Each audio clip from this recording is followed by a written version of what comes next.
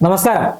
തദ്ദേശ സ്വയംഭരണ സ്ഥാപനങ്ങളിലേക്ക് നടന്ന തെരഞ്ഞെടുപ്പിൽ നേടിയ അത്യുജ്വലമായ വിജയത്തിന്റെ ആത്മവിശ്വാസത്തിന്റെ കൊടുമുടിയിലാണ് കോൺഗ്രസ്. എന്നാൽ ആത്മവിശ്വാസത്തിന്റെ കൊടുമുടിയിൽ നിൽക്കുമ്പോഴും വിശ്രമിക്കാനൊന്നും കോൺഗ്രസ് നേതാക്കന്മാർ തയ്യാറല്ല. വയനാട് നടന്ന ലക്ഷ്യ ക്യാമ്പിൽ നിരവധിയായ പ്രവർത്തനങ്ങൾക്കാണ് രൂപം നൽകിയത്. ആ പ്രവർത്തനങ്ങൾ നടപ്പിലാക്കുന്നതിലൂടെ കേരളത്തിൽ 100 സീറ്റ് നേടി അധികാരത്തിൽ വരാൻ കഴിയുമെന്നാണ് കോൺഗ്രസിന്റെ കണക്കുകൂട്ടലും പ്രതീക്ഷയും. അതിനുവേണ്ടി ബൂത്ത് തലങ്ങളിൽ മുതൽ പാർട്ടി പ്രവർത്തനം കൂടുതൽ ശക്തമാക്കി മുഴുവൻ അവസാന വോട്ട് വരെ പോൾ ചെയ്തു എന്ന് ഉറപ്പിക്കാനുള്ള ശ്രമത്തിലാണ് കോൺഗ്രസ് നേതൃത്വം. അതുമാത്രമല്ല, കേന്ദ്ര സംസ്ഥാന സർക്കാരുകൾക്കെതിരെ വലിയ സമരത്തിനും കോൺഗ്രസ് രൂപം നൽകുകയായി. അതായത് വരും ദിവസങ്ങളിൽ ലോക് ഭവന് മുന്നിൽ വലിയ സമരം, അതായത് നമ്മുടെ തൊഴിലുറപ്പ് പദ്ധതിയുമായി ബന്ധപ്പെട്ട പേര് മാറ്റിയതിന്റെ വിഷയത്തിൽ വലിയ സമരത്തിന് കോൺഗ്രസ്, രാപ്പകൽ സമരത്തിന് കോൺഗ്രസ് നേതൃത്വം നൽകുകയാണ്. സംസ്ഥാന സർക്കാരിനെതിരായ സമരത്തിന് കോൺഗ്രസ് നേതൃത്വം നൽകുകയാണ്. കോൺഗ്രസ് മാത്രമല്ല, യുവജന സംഘടനയായ കോൺഗ്രസിന്റെ ഇന്ത്യൻ യൂത്ത് കോൺഗ്രസിന്റെ നേതൃത്വത്തിൽ കോഴിക്കോട്ട് ഇന്ന് വലിയ റാലി നടക്കുന്നു. വരും ദിവസങ്ങളിൽ യൂത്ത് കോൺഗ്രസിന് വലിയ പ്രതിഷേധവും പ്രക്ഷോഭവും കേരളം കാണാനിരിക്കുകയാണ്. എന്തായാലും കോൺഗ്രസ് വലിയ പ്രതീക്ഷയിൽ മുന്നോട്ട് പോകുമ്പോൾ CPM നേതാക്കന്മാർ, CPM സംസ്ഥാന സെക്രട്ടറി MV ഗോവിന്ദനും മുഖ്യമന്ത്രി പിണറായി വിജയനും പറഞ്ഞുകൊണ്ടേയിരിക്കുന്നു, കേരളത്തിൽ ഭരണവിരുദ്ധ വികാരമില്ല, 110 സീറ്റുമായി ഞങ്ങൾ വീണ്ടും അധികാരത്തിൽ വരും. അതായത് 3ാം തവണയും ഇടതു സർക്കാർ കേരളത്തിൽ അധികാരത്തിൽ വരുമെന്നാണ് പിണറായി വിജയനും CPM നേതാക്കന്മാരും പറയുന്നത്. എന്താണ് CPMന്റെ ചേതോവികാരം, അല്ലെങ്കിൽ CPM നേതാക്കന്മാർ ഇത്തരത്തിൽ പറയുന്നത് അവർ എന്ത് ഭാവിച്ചാണ് എന്ന ചോദ്യമാണ് കേരളത്തിലെ പൊതുസമൂഹം ഉന്നയിക്കുന്നത്. വിശദമായി പരിശോധിക്കാം. CPMന്റെ ആത്മവിശ്വാസത്തിന് പിന്നിൽ എന്താ? കോൺഗ്രസ് 100 സീറ്റ് കടക്കുമോ, 110ലേക്ക് എത്തുമോ? സൗപർണിക PS ആണ് കൂടിയുള്ളത്. അതായത് വലിയ ആത്മവിശ്വാസത്തിന്റെ കൊടുമുടിയിലാണ് കോൺഗ്രസ് ഉള്ളത്. പക്ഷേ മറുഭാഗത്ത് CPM പറയുന്നത് ലോക്കൽ ബോഡി തെരഞ്ഞെടുപ്പിൽ തിരിച്ചടി ഉണ്ടായെങ്കിലും നിയമസഭാ തെരഞ്ഞെടുപ്പിൽ അത്തരത്തിലൊരു തിരിച്ചടി ഉണ്ടാവില്ല, 110 സീറ്റുമായി അധികാരത്തിൽ വരാൻ കഴിയും. കഴിഞ്ഞ ദിവസം മന്ത്രി മുഹമ്മദ് റിയാസ് പറഞ്ഞത് കോഴിക്കോട് ജില്ലയിലെ മുഴുവൻ സീറ്റുകളും ഞങ്ങൾ തൂത്തുവാരുമെന്നാണ്. നിലവിൽ കോഴിക്കോട് ജില്ലയിൽ തദ്ദേശ സ്വയംഭരണ സ്ഥാപനങ്ങളിലേക്കുള്ള തെരഞ്ഞെടുപ്പിന്റെ ഫലമെടുത്ത് പരിശോധിക്കുമ്പോൾ ബേപ്പൂര്, എലത്തൂര്, കോഴിക്കോട് നോർത്ത്, നാദാപുരം ഈ സീറ്റുകൾ മാത്രമാണ് ഒരു ചെറിയ ലീഡ് CPMനുള്ളത്. ബാക്കി മുഴുവൻ കോൺഗ്രസ് അജയ്യമായി മുന്നേറുകയാണ്. എന്താണ് CPMന്റെ നേതൃത്വത്തിൽ അല്ലെങ്കിൽ CPM നേതാക്കന്മാർക്ക് ഇത്തരത്തിൽ ഒരു പ്രവചനം നടത്താൻ അല്ലെങ്കിൽ ഇത്തരത്തിൽ പറയാൻ പ്രചോദനമാകുന്ന കാര്യം? എന്താണ്, CPMന് അറിയാം, അല്ലെങ്കിൽ ഇടതുമുന്നണിക്ക് അറിയാം, ഇനി ഒരിക്കലും 110 സീറ്റ് എന്ന് പറയുന്നത് ഒരു തുടർഭരണം ഇനി ഉണ്ടായാൽ, അല്ലെങ്കിൽ 3ാമതും അധികാരത്തിൽ എത്തിയാൽ പോലും ഒരിക്കലും 110 സീറ്റ് ഇടതുമുന്നണിക്ക് കിട്ടില്ല എന്ന് വ്യക്തമായി ഇടതുമുന്നണി അധികാരത്തിൽ എത്തില്ല, അത് വേറെ കാര്യം അല്ല. എത്തിയാൽ പോലും ഇവര് പറയുന്നത് പോലെ എന്തെങ്കിലും ഒരു സാഹചര്യത്തിൽ എത്തിയാൽ പോലും അതൊരു ചെറിയ മാർജിനിലായിരിക്കും എന്നുള്ള കാര്യത്തിൽ യാതൊരു സംശയവുമില്ല. എത്തുമെന്ന് പോലും എനിക്ക് അഭിപ്രായമില്ല. പിന്നീട് ഈ 110 സീറ്റ് എന്ന് പറയുന്നതിന് പിന്നിൽ 2 കാരണമാണ്. ഒന്ന്, തങ്ങൾ ഈ തദ്ദേശ സ്വയംഭരണ സ്ഥാപനങ്ങളിലേക്ക് നടന്ന തെരഞ്ഞെടുപ്പിന്റെ ഫലം കൊണ്ടൊന്നും ഭയന്നിട്ടില്ല. തങ്ങൾ പരാജയപ്പെടില്ല എന്നൊരു തോന്നൽ പൊതുസമൂഹത്തിന് മുന്നിലേക്ക് വെക്കുക. പിന്നെ ജയിക്കുമെന്ന്, ഞങ്ങൾ ഭയങ്കര കോൺഫിഡന്റ് ആണ്, ഞങ്ങൾ തീർച്ചയായും ജയിക്കും എന്നൊരു തോന്നൽ ഉണ്ടാകുമ്പോൾ നമ്മൾ ഈ പറയുന്ന വലിയ രാഷ്ട്രീയ അവയർനെസ് ഇല്ലാത്ത, അല്ലെങ്കിൽ സാധാരണക്കാരെ ഞങ്ങളുടെ വോട്ട് ജയിക്കുന്ന ആൾക്ക് കൊടുക്കണമെന്ന് ആഗ്രഹിക്കുന്നവർക്ക് മുന്നിലേക്ക് തങ്ങളാണ് അധികാരത്തിൽ വീണ്ടും എത്താൻ പോകുന്ന ഒരു തെറ്റായ ധാരണ ഉണ്ടാക്കി അത്തരം വോട്ടുകളെ കീശയിലാക്കുക എന്ന ലക്ഷ്യം മുന്നിൽ കണ്ടാണ് 110 സീറ്റ് എന്ന് പറയുന്നത്. ഈ 100 സീറ്റ് എന്ന് VD സതീശൻ പറയുമ്പോൾ, UDFന് 100 സീറ്റ് എന്ന് പറയുമ്പോൾ സതീശൻ മറ്റൊരു വാക്കുകൂടി പറഞ്ഞിരുന്നു, 100 സീറ്റ് കിട്ടിയില്ലെങ്കിൽ താൻ രാഷ്ട്രീയ വനവാസത്തിന് പോകുമെന്ന്. 110 സീറ്റാണ് തങ്ങൾ ഭരിച്ചത്, അല്ലെങ്കിൽ കഴിഞ്ഞ 2 ടേമായി 10 വർഷം ഭരിച്ച തങ്ങൾ 110 സീറ്റ് കിട്ടുമെന്ന് പറയുമ്പോൾ മുഖ്യമന്ത്രി പിണറായി വിജയനോ അല്ലെങ്കിൽ MV ഗോവിന്ദനോ എന്തുകൊണ്ട് പറയുന്നില്ല തങ്ങൾക്ക് 110 സീറ്റ് കിട്ടിയില്ലെങ്കിൽ തങ്ങൾ രാഷ്ട്രീയ വനവാസത്തിന് പോകുമെന്ന്? അത് പറയാനുള്ള ധൈര്യം എന്തുകൊണ്ട് അവർക്കുണ്ടാകുന്നില്ല? ഈ പറയുന്ന പോലെ ലക്ഷ്യം കഴിഞ്ഞ് തിരികെ വരുമ്പോ, അല്ലെങ്കിൽ വയനാട് ചുരമിറങ്ങുമ്പോ കോൺഗ്രസ് വന്നത് ഒരേ മനസ്സോടെയാണ്, അല്ലെങ്കിൽ വിഭിന്ന അഭിപ്രായങ്ങളില്ല, തങ്ങൾ ഏത് വിധേനയും വിജയിക്കും. കഴിഞ്ഞ ദിവസം രമേശ് ചെന്നിത്തല പോലും ഒരു ഇന്റർവ്യൂവിൽ പറയുന്നുണ്ടായിരുന്നു, തങ്ങൾക്ക് അധികാരത്തിൽ, അല്ലെങ്കിൽ കോൺഗ്രസിനെ അധികാരത്തിലേറ്റുക എന്നതാണ് പ്രധാനം, അതിനപ്പുറം മുഖ്യമന്ത്രി ആരെന്നോ മറ്റൊന്നും ഇപ്പൊ പരിഗണിക്കുന്നില്ല, ഏത് വിധേനയും തങ്ങൾക്ക് അധികാരത്തിൽ എത്തുക അല്ലെങ്കിൽ അധികാരത്തിൽ വരിക എന്നുള്ളത് മാത്രമാണ് ഇപ്പൊ കോൺഗ്രസിന്റെ മുന്നിലുള്ളതെന്ന് ഈ VD സതീശൻ പറയുന്നുണ്ട്. അതുപോലെ തന്നെ രമേശ് ചെന്നിത്തല പറയുന്നുണ്ട്, എല്ലാവരും പറയുന്നുണ്ട്. അപ്പൊ കോൺഗ്രസിന് കോൺഫിഡന്റ് ആയിട്ട് പറയാൻ പറ്റുന്ന ഒരുപാട് കാരണങ്ങളുണ്ട്. തദ്ദേശ സ്വയംഭരണ സ്ഥാപനങ്ങളിലേക്ക് നടന്ന തെരഞ്ഞെടുപ്പിന്റെ ഫലം, ഈ പറയുന്ന ഭരണവിരുദ്ധ വികാരം, വെള്ളത്തിന് തീപിടിപ്പിക്കുന്ന വർഗീയത പറയുന്ന വെള്ളാപ്പള്ളി നടേശൻ ഒപ്പം കൊണ്ടുപോകുന്നത്, AK ബാലനെ തള്ളാനും കൊള്ളാനും പറ്റാത്ത അവസ്ഥ, ഇതൊക്കെ കോൺഗ്രസിനെ അല്ലെങ്കിൽ UDFനെ സംബന്ധിച്ചിടത്തോളം അവർക്ക് ആത്മവിശ്വാസം നൽകുന്നത് തന്നെയാണ്.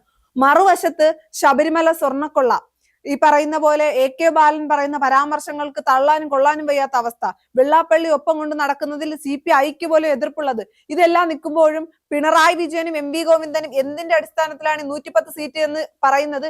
ഞാൻ പറഞ്ഞതാണ്, ഈ പറയുന്ന പോലെ പൊതുജനങ്ങളുടെ അല്ലെങ്കിൽ കേരളത്തിലെ ജനങ്ങൾക്ക് മുന്നിൽ തങ്ങളാണ് അധികാരത്തിൽ വരുന്നത് തെറ്റായ ധാരണ ഉണ്ടാക്കാൻ മാത്രമേ അത് സാധിക്കൂ. അല്ലാതെ ഒരിക്കലും ഇനി കേരള രാഷ്ട്രത്തിൽ എന്ത് മാജിക് നടന്നാലും 110 സീറ്റുമായി ഒരു മൂന്നാം പിണറായി സർക്കാർ അധികാരത്തിൽ വരില്ല എന്നുള്ള കാര്യത്തിൽ യാതൊരു സംശയവും ഇല്ല. തീർച്ചയായും കാസർഗോഡ് മുതൽ തിരുവനന്തപുരം വരെ, മഞ്ചേശ്വരം മുതൽ പാറശാല വരെ 140 നിയോജക മണ്ഡലങ്ങളിലാണ് തെരഞ്ഞെടുപ്പ് നടക്കുന്നത്. ആ 140 നിയോജക മണ്ഡലങ്ങളിൽ CPM കണക്ക് കൂട്ടുന്നതിൽ അപ്പുറമായിരിക്കും കോൺഗ്രസിന്റെ ഇത്തവണത്തെ വിജയം. അതായത് നിരവധിയായ ഫാക്ടർ ഉണ്ട്. കഴിഞ്ഞ നിയമസഭാ തെരഞ്ഞെടുപ്പ് 2021 നിയമസഭാ തെരഞ്ഞെടുപ്പിൽ മലബാർ മേഖലയിലെ ന്യൂനപക്ഷ വോട്ടുകൾ, മുസ്ലിം വിഭാഗത്തിൽ നിന്ന് വോട്ടുകൾ പലയിടങ്ങളിലും CPM-ന് അനുകൂലമായി പോൾ ചെയ്തിരുന്നു എന്നതൊരു യാഥാർത്ഥ്യമാണ്. അതിന്റെ പരിണിത ഫലമായി കോഴിക്കോട് നമുക്ക് ചില മണ്ഡലങ്ങൾ എടുത്ത് പരിശോധിച്ചാൽ, അതായത് മുസ്ലിം സമുദായത്തിന് വ്യക്തമായ സ്വാധീനമുള്ള കോഴിക്കോട് സൗത്തിൽ ഇടതുമുന്നണി ജയിക്കുന്നു. തൊട്ടപ്പുറത്ത് കുന്നമംഗലം മണ്ഡലത്തിൽ PTA റഹീം ഇടതുമുന്നണി സ്ഥാനാർത്ഥി ജയിക്കുന്നു. നാദാപുരത്ത് ഇടതുമുന്നണി ജയിക്കുന്നു. നാദാപുരത്തിന് തൊട്ടപ്പുറത്തുള്ള കുറ്റ്യാടിയിൽ ഇടതുമുന്നണി ജയിക്കുന്നു. കൊയിലാണ്ടിയിൽ ഇടതുമുന്നണി ജയിക്കുന്നു. പേരാമ്പ്രയിൽ ഇടതുമുന്നണി ജയിക്കുന്നു. ഇത്തരത്തിൽ മുസ്ലിം ന്യൂനപക്ഷങ്ങൾക്ക് കാര്യമായ സ്വാധീനമുള്ള ഇടങ്ങളിൽ കോഴിക്കോട് ജില്ലയിലെ മണ്ഡലങ്ങളിൽ മുഴുവൻ ഇടതുമുന്നണി ജയിക്കുകയാണ്. മലപ്പുറത്തേക്ക് വരുമ്പോൾ മുസ്ലിം ന്യൂനപക്ഷങ്ങൾക്ക് കാര്യമായ സ്വാധീനമുള്ള ജില്ലയാണ്. പലയിടങ്ങളിലും UDF-ന്റെ ഭൂരിപക്ഷം ഗണ്യമായി കുറഞ്ഞു എന്ന് മാത്രമല്ല, 2021 നിയമസഭാ തെരഞ്ഞെടുപ്പിൽ നിലമ്പൂർ, കോൺഗ്രസിന്റെ ഉരുക്കുകോട്ടയായിരുന്ന നിലമ്പൂരിൽ കോൺഗ്രസ് പരാജയപ്പെടുന്നു. അവിടെ PV അൻവർ ഇടതു സ്വതന്ത്രനായി ജയിക്കുന്നു. തൊട്ടിപ്പുറത്ത് തവനൂരിൽ KT ജലീൽ ജയിക്കുന്നു. V അബ്ദുറഹിമാൻ താനൂരിൽ ജയിക്കുന്നു.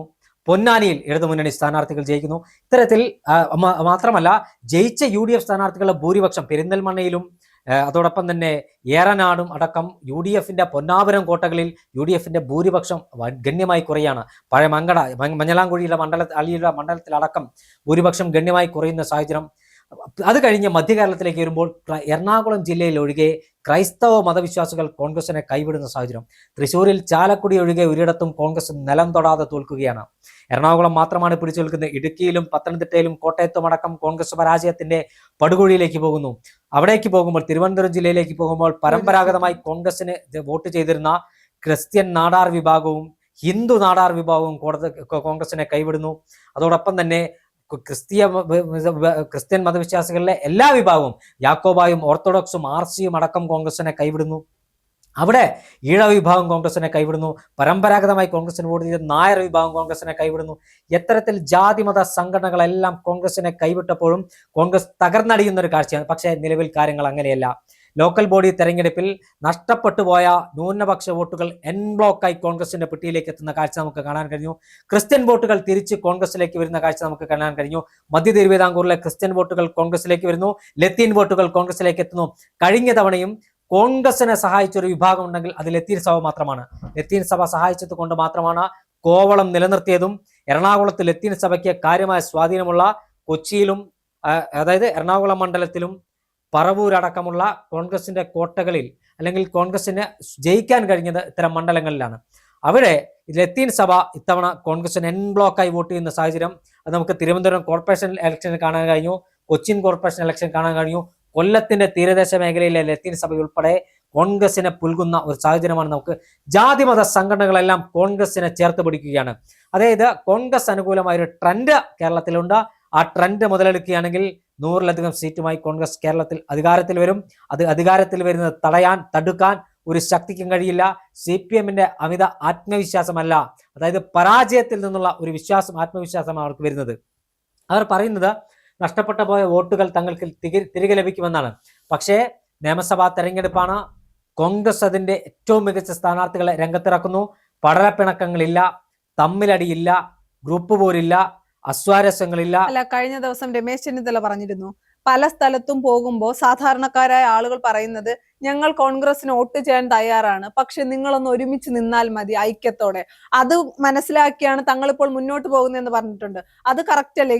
ഇപ്പോഴത്തെ നമുക്കറിയാം, തദ്ദേശ ഭരണ സ്ഥാപനങ്ങളിലേക്ക് നടന്ന തെരഞ്ഞെടുപ്പിൽ ഇതുവരെ കണ്ടിട്ടില്ലാത്ത ഐക്യം, പടലപ്പിണക്കങ്ങളൊന്നുമില്ല. അതുപോലെ നിയമസഭാ തെരഞ്ഞെടുപ്പിനെ കണ്ടാൽ കോൺഗ്രസിന് ഇതൊരു വളരെ എളുപ്പമുള്ള തെരഞ്ഞെടുപ്പായിരിക്കില്ലേ? തീർച്ചയായും ഒറ്റക്കെട്ടായി ഒരേ മനസ്സോടുകൂടി കോൺഗ്രസ് ഗ്രൗണ്ടിൽ ഇറങ്ങി പണിയെടുക്കുകയും മികച്ച സ്ഥാനാർത്ഥികളെ രംഗത്തിറക്കുകയും ചെയ്താൽ സിറ്റിംഗ് MLA-മാരിൽ 1-2 പേർ, അതായത് പാർട്ടിയിൽ നിന്ന് പുറത്താക്കിയ പാലക്കാട് MLA-ക്ക് സീറ്റ് ഉണ്ടാവില്ല എന്ന കാര്യം ഉറപ്പാണ്. മറ്റു ചില ആളുകൾക്ക് കൂടി പ്രായാധിക്യത്താൽ K ബാബു മാറി നിൽക്കാൻ തയ്യാറാണെന്ന് അദ്ദേഹം പറഞ്ഞിട്ടുണ്ടെന്നാണ് മനസ്സിലാക്കാൻ കഴിയുന്നത്.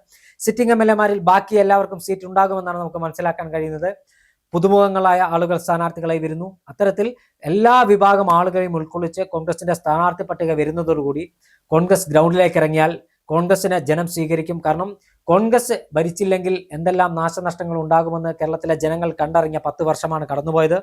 കേന്ദ്രത്തിൽ കോൺഗ്രസ് ഇല്ലാത്തത് കൊണ്ടുള്ള ദുരിതവും ദുഃഖവും രാജ്യത്തെ ജനങ്ങൾ അനുഭവിക്കുകയാണ്. ഇതിനെല്ലാം പരിഹാരമായി കോൺഗ്രസ് കേരളത്തിന്റെ രാഷ്ട്രീയ ഭൂപടത്തിലേക്ക് ഒരു ഫിനിക്സ് പക്ഷിയെ പോലെ തിരിച്ചു വരും. അനന്തപത്മനാഭന്റെയും അയ്യങ്കാളിയുടെയും മണ്ണിൽ ഒരു കോൺഗ്രസിന്റെ മുഖ്യമന്ത്രി മെയ് മാസത്തിൽ അധികാരത്തിലേക്ക് വരുമെന്നാണ് നമുക്ക് വിലയിരുത്താൻ സാധിക്കുന്ന ഒരു കാര്യം.